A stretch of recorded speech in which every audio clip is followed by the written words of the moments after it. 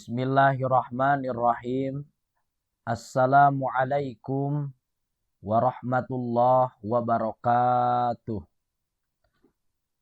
Innal hamdalillah nahmaduhu wa nasta'inuhu wa nastaghfiruh wa na'udzu billahi min syururi anfusina wa min sayyiati a'malina. May yahdihillahu fala mudhillalah wa may yudlilhu fala hadiyalah. Asyhadu an la ilaha illallah wa asyhadu anna sayyidana Muhammadan abduhu wa rasuluh. Allahumma shalli wa sallim ala sayyidina Muhammad ibn Abdillah wa ala alihi wa ashabihi wa manittaba'al huda wa mawalah, amma ba'd. Puja, puji beserta syukur, marilah kita senantiasa panjatkan kehadirat Allah Subhanahu wa Ta'ala, di mana kita masih diberikan kesempatan oleh Allah Subhanahu wa Ta'ala untuk senantiasa berada di koridor yang merupakan fitrah kita, yaitu beribadah kepada Allah Subhanahu wa Ta'ala. Allah masih memberikan kegampangan kepada kita, kemudahan kepada kita, dan kelancaran kepada kita untuk senantiasa melaksanakan fitrah penciptaan kita yang disebutkan oleh Allah di dalam Al-Quran, yaitu untuk beribadah.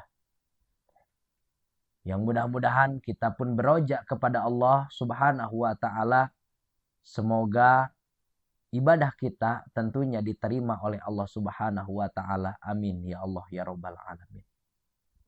Shalawat beserta salam marilah kita limpah curahkan kepada baginda besar kita, habibana wa nabiyana wa rasulana Muhammad sallallahu alaihi wasallam. Alhamdulillah, kita kembali berjumpa pada pertemuan sore hari ini dalam kegiatan menunggu berbuka puasa. Mudah-mudahan apa yang kita lakukan ini merupakan bukti perjuangan kita di jalan Allah Subhanahu wa Ta'ala. Dengan mengharap ridho Allah Subhanahu wa Ta'ala, mudah-mudahan kita bersama-sama mendapatkan apa yang dijanjikan oleh Allah dan Rasul-Nya. Amin ya Allah ya Rabbal alamin. Kiranya pada kesempatan sore hari ini tentunya Ramadan, alhamdulillah sudah setengah jalan kita melaksanakannya. Di detik-detik akhir di bulan Ramadan ini tentunya kadangkala diri saya pun pribadi merasakan intensitas dan kualitas dan kuantitas ibadah mulai diuji oleh Allah Subhanahu wa Ta'ala. Kadang-kadang bangun sahur pun sudah terkesan agak-agak males. Padahal ketika kita berbicara masalah puasa di bulan Ramadan, di antara bagiannya adalah melakukan ibadah makan sahur. Ketika Allah Subhanahu wa Ta'ala mengatakan, berfirman di dalam Al-Quran, ya ayyuhalladzina amanu kutiba alaikumusiyam. Kepada orang-orang yang beriman, Allah mewajibkan untuk berpuasa. Kama kutiba alal ladina min qablikum. Seperti Allah memerintahkan kepada orang-orang sebelum kita umat Islam untuk berpuasa. Ternyata ahlul kitab, umat-umat sebelumnya pun Allah Subhanahu wa Ta'ala perintahkan untuk berpuasa. Namun dalam hadis dari periwayatan Imam Muslim dikatakan bahwa kata Rasulullah Shallallahu Alaihi Wasallam, dari hadis riwayat Imam Muslim dari sanadul a'la Amr bin As, anna Rasulullah Shallallahu Alaihi Wasallam qol, fasluma baina siyamina wa siyami ahlil kitab aklatus sahar. Bahwasanya kata Rasul, pembeda antara puasanya umat Islam dan puasanya ahlul kitab, yaitu aklatus sahar, yaitu makan sahur. Sebenarnya makan sahur tentunya tidak semata-mata diperintahkan oleh Rasulullah Shallallahu Alaihi Wasallam tanpa sebab dan bukan tanpa keutamaan besar di dalamnya. Bahkan dalam periwayatan lain dari Anas bin Malik radhiyallahu anhu bahwa qala Rasulullah Shallallahu Alaihi Wasallam tasahharu fa inna fis suhuri barokah. Bersahurlah kalian semua, kata Rasul, karena sesungguhnya dalam makan sahur itu terdapat barokah. Barokah apa yang dimaksud? Kita lihat apa yang dijelaskan oleh Imam An-Nawawi dalam penjelasan beliau perihal hadis yang disampaikan oleh Rasulullah Shallallahu Alaihi Wasallam tersebut. Dikatakan bahwa dalam syarahnya di antara barokah yang terkandung dalam sahur ada barokah sifatnya zahir, ada barokah sifatnya batin. Di sini dikatakan wa ammal barokatul lati fihi fadhahiratun. Ada barokah kebaikan bahkan dapat membahagiakan orang yang melakukan sahur secara zahir, di antaranya pertama akan menambah kekuatan, menambah tenaga ketika kita menghadapi puasa pada siang hari. Tentunya mungkin secara hitung-hitungan fisik, ketika ada makanan yang dimasukkan ke dalam tubuh kita secara syariat, tentunya akan menambah kekuatan badan kita.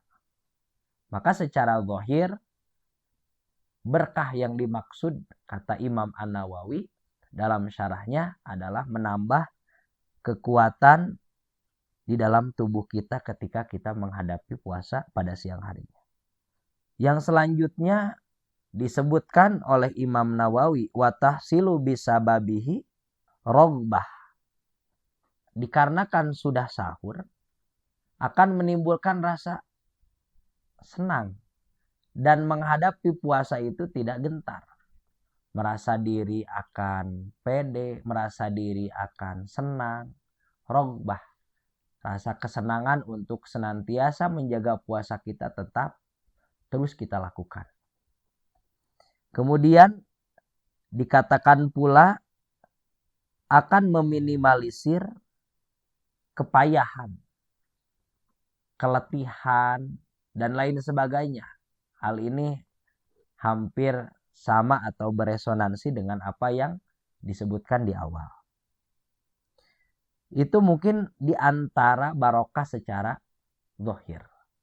Adapun dikatakan di sini bahwa barokah secara batin, di antaranya disebutkan bahwa sesungguhnya waktu sahur merupakan waktu yang amat sangat mulia. Tentunya kita pula paham dan mengetahui bersama-sama bahwa sahur itu ada yang memulainya di sepertiga malam.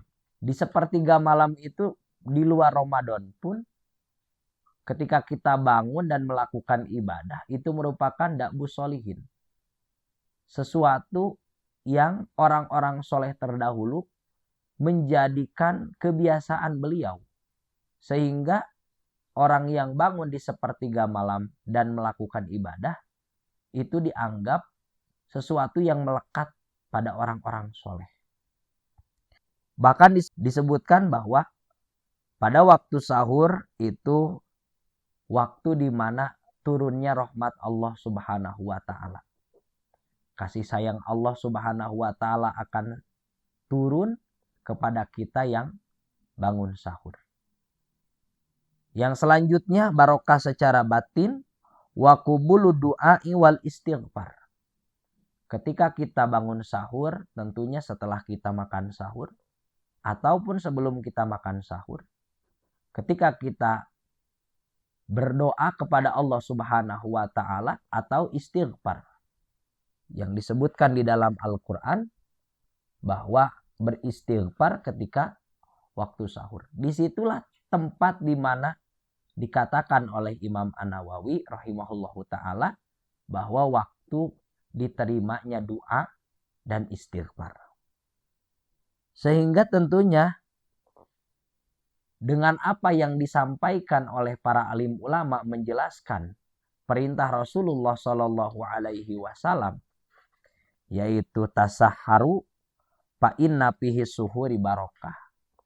Ini mudah-mudahan menjadi motivasi, walaupun mungkin mulai datang kejenuhan kita bangun, mulai malas kita bangun, nyata-nyatanya tentunya tidak semata-mata Allah Subhanahu wa Ta'ala berikan suatu kepayahan, suatu hal yang berat tanpa di situ Allah Subhanahu wa Ta'ala berikan fadilah dan keutamaan yang amat sangat luar biasa.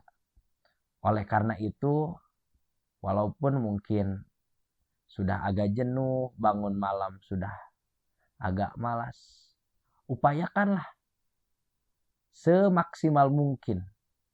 Setidaknya kita minum satu teguk ataupun makan sesuap. Ataupun dengan memakan makanan selain nasi misalkan. Entah itu kurma, entah itu buah-buahan. Kita upayakan untuk sahur. Karena kembali tadi ketika kita melaksanakan atau bangun sahur dan makan sahur, ternyata di sana terdapat berkah yang amat sangat luar biasa.